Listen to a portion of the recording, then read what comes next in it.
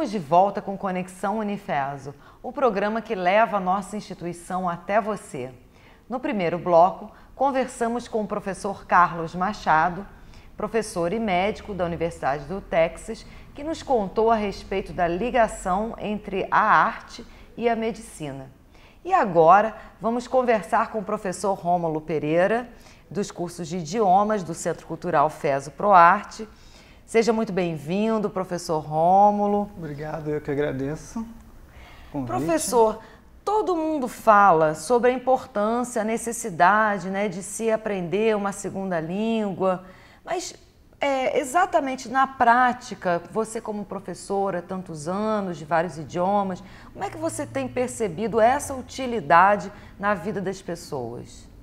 Olha, realmente o aprendizado de uma língua estrangeira, sobretudo o inglês, é fundamental. Sobretudo quando você vai entregar o seu currículo a uma empresa, correr atrás de um trabalho, é fundamental que as pessoas saibam o inglês e saibam de maneira fluente. Hoje em dia, você vê algumas empresas, grandes empresas, pedem para que você tenha o inglês, domine o inglês, e aí a pessoa vai lá, coloca o inglês, eu tenho inglês intermediário, eu tenho inglês básico. Quando diz que tem intermediário, na verdade tem o básico, tem o inglês, diz que tem o básico, às vezes não tem nada, arranha alguma coisa. É fundamental que você diga a verdade no seu currículo, e é fundamental também que você saiba que se a empresa está pedindo aquilo dentro do seu currículo, isso quer dizer que ela realmente precisa daquilo. Muitas das vezes eu já ouvi, um amigo meu trabalha numa empresa tal, ele precisa a empresa exigiu inglês, exigiu nananã, língua tal, nananã, mas ele nunca usou, na verdade, ele diz que ele só faz coisa que não tem nada a ver com o inglês, etc. e tal. Mas a gente tem que pensar também que a gente vive numa economia globalizada. Então a gente tem muita influência, a gente recebe muitas empresas estrangeiras, a importação de produtos estrangeiros. Da mesma forma, a economia brasileira se mostra bastante pujante no que se refere ao mercado exterior. Então a gente tem muita exportação também. Então é necessário que haja esse tipo de comunicação, e o inglês, por mal ou bem, foi eleita a língua das relações internacionais.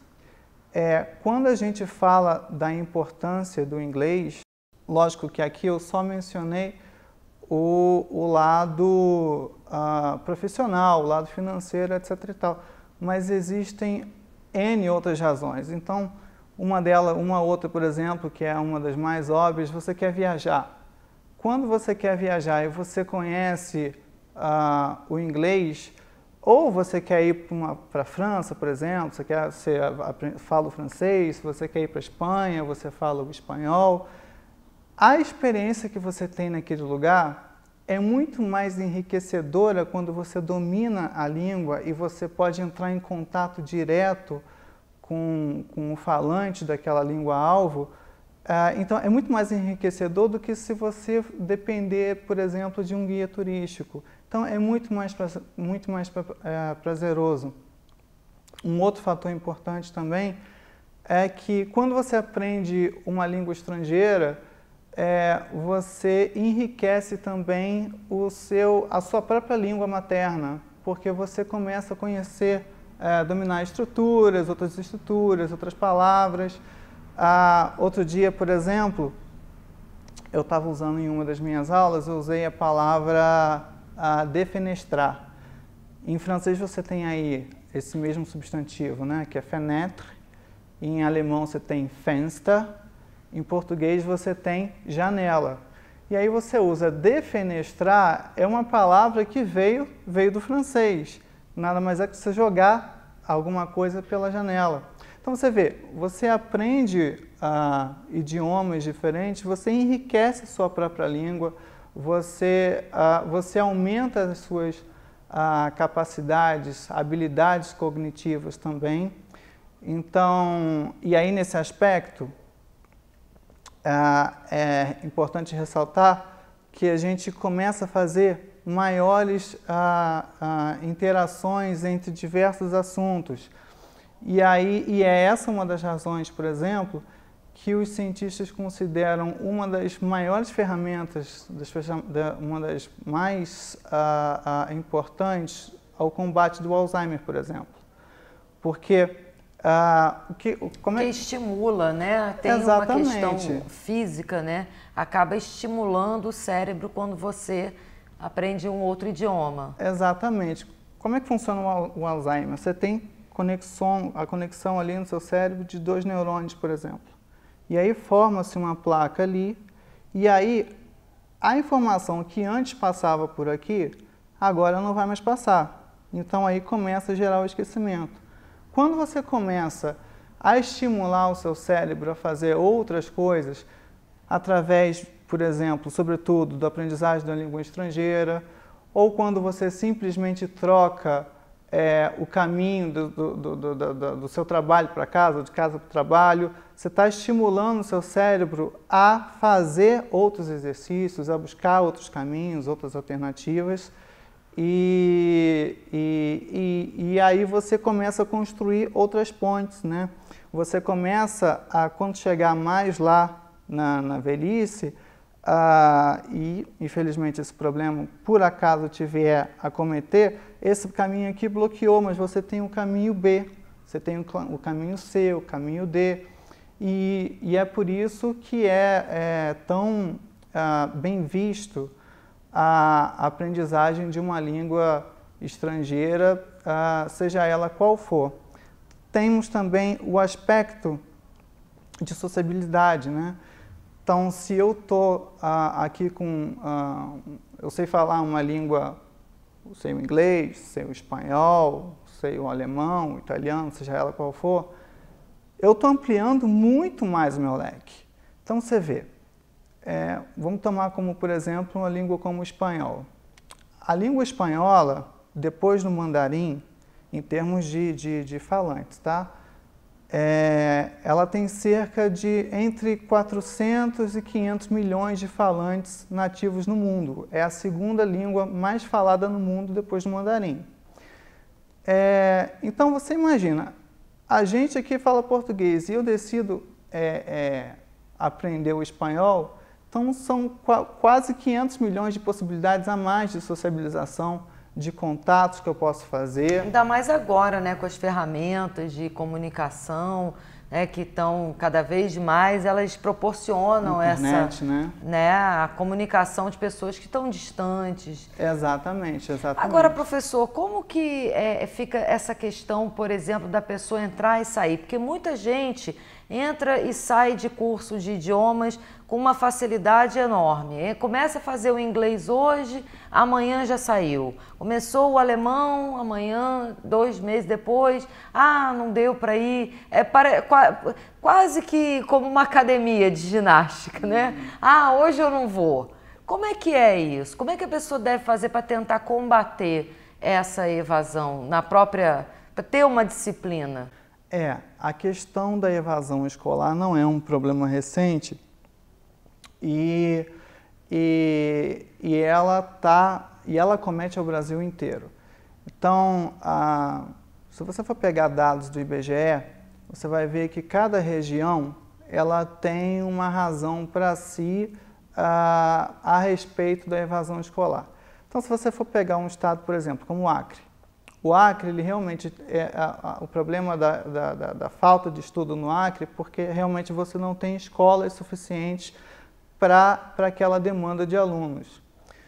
Agora, se você for pegar em contrapartida estados ricos, como por exemplo, você pega aí São Paulo, Santa Catarina e Rio Grande do Sul, você tem uma contrapartida, porque a razão da evasão escolar é realmente a falta de interesse do aluno, não é a falta da escola, não é a falta de recurso ou qualquer outra coisa, é realmente a falta do interesse. Por que eu mencionei essas regiões mais ricas? Porque quando você tem meios sociais mais evoluídos, financeiramente falando, como São Paulo, por exemplo, você vê aquele jovem de classe baixa tentando, que ele vai ter que se esforçar para manter aquele custo de vida, onde um custo de vida é mais alto também, então ele vai ter que ajudar na família, vai ter que fazer alguma coisa para ganhar o seu, né, defender o seu. E aí ele larga a escola em função disso, em função de tentar acompanhar o outro. O que já não acontece, por exemplo, no estado do Rio de Janeiro. Isso é um dado positivo e ao mesmo tempo negativo, porque no Rio de Janeiro você não tem uma evasão escolar, mas não é por conta empregatícia, justamente pelo contrário, pela falta de emprego. Então, pela falta de emprego, os jovens acabam levando aquilo ali mesmo.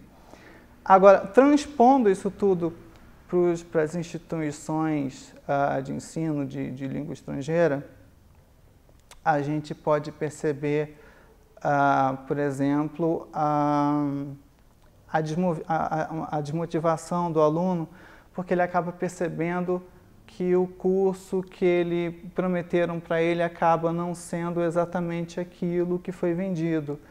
Então, a gente conhece... Ou porque a pessoa acaba achando que é tempo demais para terminar, e aí entram por outras prioridades.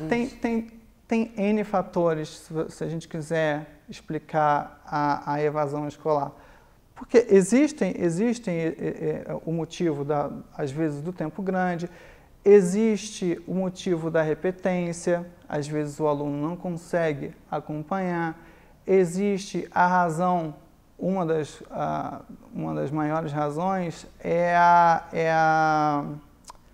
como eu posso dizer, insatisfação, o curso faz aquela propaganda, o aluno chega lá, percebe que não é exatamente aquilo e acaba se desmotivando. Lógico, existem outros fatores também, como o fator, por exemplo, que acontece muito, né, sobretudo com adultos, um adulto arruma um emprego em algum outro lugar e aí ele já não tem mais, não consegue conciliar. Ele é obrigado a se deslocar para um outro local, às vezes não há compatibilidade de horário, às vezes há o fator também, inclusive, de doença, por motivos de saúde, de gravidez. Então, são N fatores para explicar a razão da evasão escolar. Agora, cabe a cada escola, a cada instituição, analisar e perceber, tentar perceber quais são esses fatores, por onde que eu estou pecando, onde que eu estou errando, e tentar agir ali no possível. Quando eu falo aí tentar agir no possível, a gente está falando também da qualidade do professor. Às vezes o professor não tem a qualificação necessária para dar aquela aula. Ou aquela didática, de repente, para aquele tipo de aluno não está adequada. Exatamente. Tem, às vezes, a metodologia, às vezes o aluno se adequa a uma metodologia maravilhosamente bem, às vezes a outra não, e aí a gente tem que saber o aluno tem que tentar se identificar qual é a melhor metodologia para ele. Agora, professor, o que é mais importante? É a pessoa saber falar no outro idioma e escutar, quer dizer, a questão da conversação, ou o mais importante é a questão da leitura e da escrita? Existe uma prioridade entre essas habilidades numa segunda língua? Existe a prioridade dependendo do seu objetivo individual. Então, se você é, por exemplo, um aluno universitário e você está fazendo aquele curso para fins didáticos, para fins de ler um texto, redigir uma redação, um texto qualquer, obviamente aí vai entrar a escrita e a leitura como os elementos de mais importância. Agora, se o seu objetivo é falar, e geralmente esse é o maior sonho das pessoas, porque aí a gente está mexendo com a questão do desejo também, né? Se o seu objetivo é falar, aí realmente você ingressar num curso que te estimula mais a fala, que estimula mais a sua compreensão auditiva, realmente vai te fazer mais efeito. Agora, o ideal é realmente você combinar essas 4 características, porque são pilares, são 4 pilares importantes. Então, se você deixar um capenga, obviamente os outros vão, em algum momento, podem capengar também. Mas o ideal é que você realmente junte esses 4 e tente conciliar tudo. Quando a pessoa faz um curso de idiomas, né, principalmente dizem que o brasileiro tem essa característica, né? A pessoa quer falar um inglês, ou quer falar um alemão, um espanhol, um italiano, igual um nativo, né? E muitas vezes o próprio estrangeiro, quando chega no Brasil, ele fala um português que dá para a gente se comunicar. Né? Você sabe que eu acho que até um charme. O sotaque não tem um charme. Como é que é isso, assim, que você observa, até viajando, conversando com outras pessoas, né? Tem essa necessidade, você tem que falar aquele inglês perfeito, aquele alemão impecável, como é que é isso? Então, tudo depende do seu objetivo, como eu falei. Então, se você vai entrar numa empresa, se você vai se candidatar a um emprego, obviamente, se a empresa está pedindo que você fale idioma tal, ou se você você mostra no seu currículo que você fala o idioma tal, então é bom que você fale aquele idioma tal e bem, porque você vai ser testado antes de efetivamente ingressar na empresa.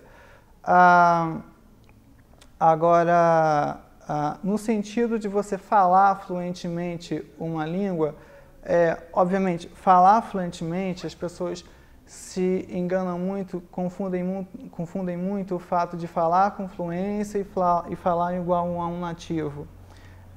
Segundo estudos gerativistas,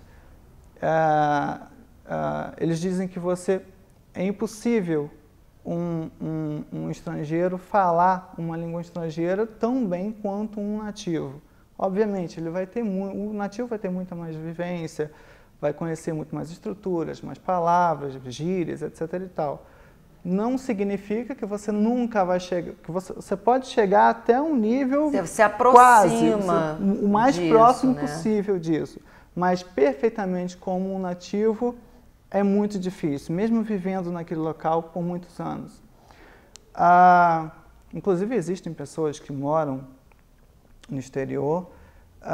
Eu conheço pessoas que moram nos Estados Unidos há cerca de 15 agora há anos pouco e a gente não estava falam nada. entrevistando o professor Carlos Machado no bloco anterior e ele foi esquecer algumas palavras em português, de tanto tempo que ele já mora fora, ele acabou esquecendo o próprio idioma, né? Isso acontece também. Acontece não só com ele que morou lá, né, por 20 anos. Isso já aconteceu até comigo. Eu estava num restaurante numa ocasião com os meus familiares e aí eu queria me referir à cobertura, né, a cobertura do sorvete, mas não vinha de jeito nenhum a palavra cobertura em português para mim, só me via em inglês.